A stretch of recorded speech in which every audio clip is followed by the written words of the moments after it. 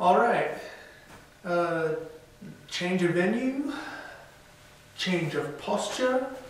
Stuff started to happen, and now let's get back to where I left off last week, which was answering the difference between how and why we exist. Now, the devil, I call him the devil right now because I haven't gotten into specifics on who he is yet. That'll come later. But the devil has a big old lie going around that the answer to the questions why we exist and how we exist end up being the same response. Like, just ask any person on the street, why are you here? Why do you exist? And they'll be like, oh, that's easy. See, about such and such a time ago, my mom and dad got together and they did this little jig, and no, that's the answer to how we exist.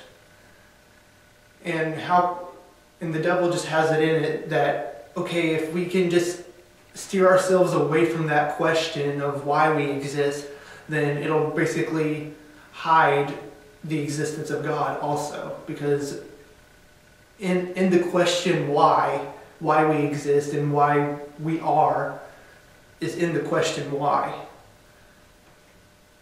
So just let me go into the detail of the how first before we get into the why. How we exist is, well, basically, this is what I wrote down. I wrote down that my predecessors fully and completely conceived me.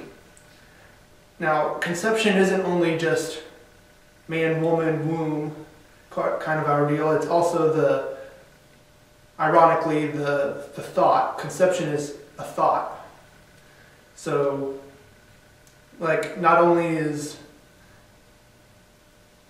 there stuff that happened between your parents that made you how you exist, but there's also, like, God there also. He thought of you, and He just made you exactly how you are. That is how you are. Does that kind of make sense? I hope so. I think I did. Right, and now let's go back to the why. Why we exist. If you just sit there and discern between the questions how and why, the question why will drive you mad.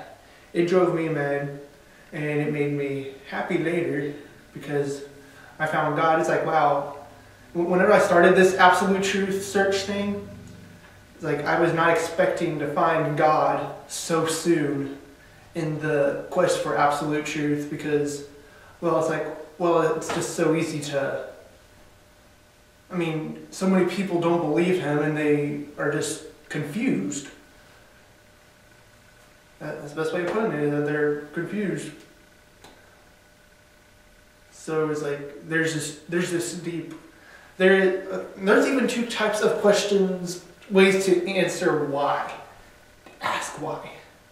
And that is, you can say, well, okay, let's refer it to mathematics. Like, why is 1 plus 1 equal 2?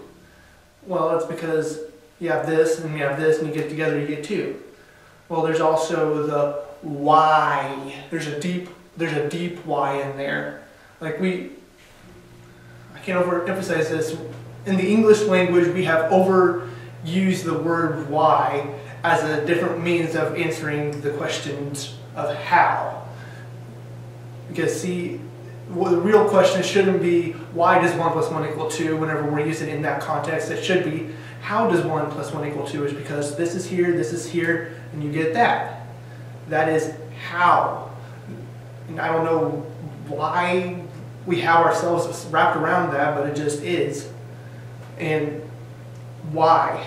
There's an actual why in there that we have to actually grasp in order to grasp God within our mindsets of absolute truth. So we should be like, why do we exist? That's the best way I can explain it, by the emphasis on the word why. Why do I exist? Like, tell me why, please. It should, like, life is meaningless, okay? Life is meaningless. It's not life that matters. It is love that matters, because love is the thing that caused you to have purpose in your life. Think about it. That's how the why and how get so easily mixed up, because, well, my parents made me meaningful because they conceived me, and then they took care of me, and they loved me and nurtured me and turned me into the individual that I have become. But that is, again, like, how? Why? Because you can even break down that and be train of thought. You gotta break down why even more and come down to the point where it is only you in the picture. That is why mankind is so lonely, is because they don't know why. And it is the reason why they exist is because God has given them purpose.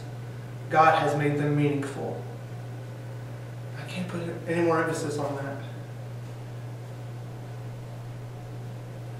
I feel like I gotta stop it soon. And it is because, I guess I should put emphasis on one thing. There's a difference between God has given me purpose and God has given me a purpose.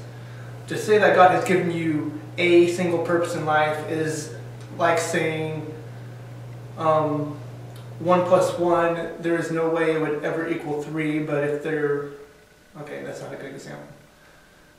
It's like saying that we don't have free will to make the choices that we do in life. Like, I could have made the choice to not bring this camera and this change of venue, and I could have just done it back at home again. This is at my church, by the way.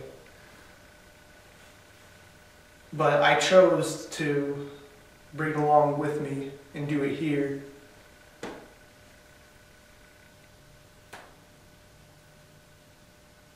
I mean, there's just thought of free will is a whole different scenario, so I'll just drop it here while I am ahead. There's a difference between God giving me a purpose and God has given me purpose. God has given you purpose, that's all I can say. Is that good enough for you? I hope so. Alright, bye.